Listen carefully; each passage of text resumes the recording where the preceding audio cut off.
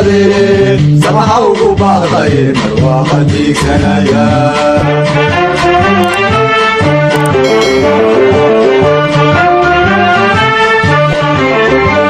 تدوينا هنا فرارقي اسمي سدي سمعوا بعضي مروحتي سنايا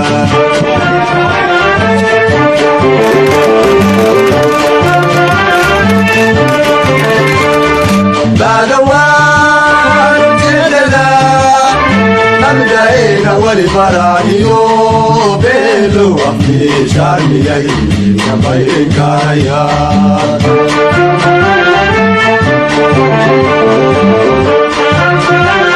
tahay 8 bishii saddexaad 2023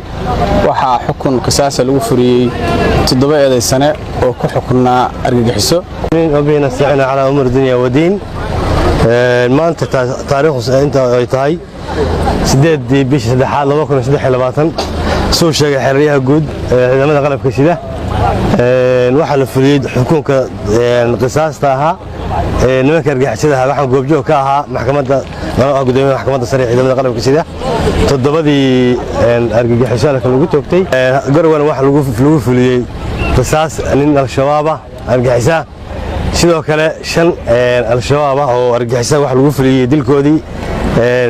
galkacyo waa lagu fuliyay alawal ilaahay baa mahad leh maanta waxa la fuliyay qisaas gobolka bari marka argagixisada waxa la fuliyay 7 qof baa la fuliyay oo argagixisa dhamaantood midaan gacan ku dhigla ahayn kuma jiro oo dadkii labeenta ah magaalada midaan dil kuma jirin iyaga saasa loo fuliyay marka waxaan rabnaa inaan u sheegno bulshada cid kasta oo bulshada dhexdeeda wax ku disha ama bulshada leeynaysa waxaanu diyaar u nahay inaanu ka qabanno waxaanu diyaar u nahay inaanu tiirka keenno waxaanan cidna aanan uga leexanayn wixii bulshada iyo dadka khatar ku ah waxaan doonaynaa oo kale si gaar ah aan u rabnaa bulshada waxaan leenahay dadka idinka leedinku dilaayo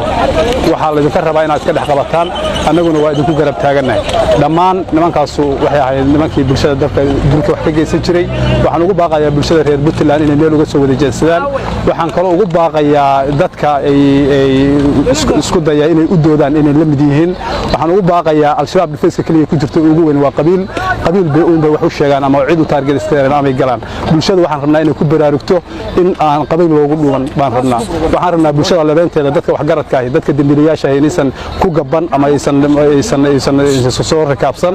aad iyo aad baan arinta uga digaynaa bulshada reer Puntland waxaan rabaa inaan baaq u diro qolyaha ganacsatada iyo qolyaha gaadiidleyda cidii taageerta ama lagu qabto inay support siinayso annaga iyaga inoo mid yihiin waana ka dadaalna waana la dagaalamayna aad iyo aad baan diyaar ugu nahay dawladda uga mahad celinayna ku dhiiranaanshaha ay ku dhiiran tahay inay bulshada dadka wax yeelaya ay qabato aad iyo aad baad u mahad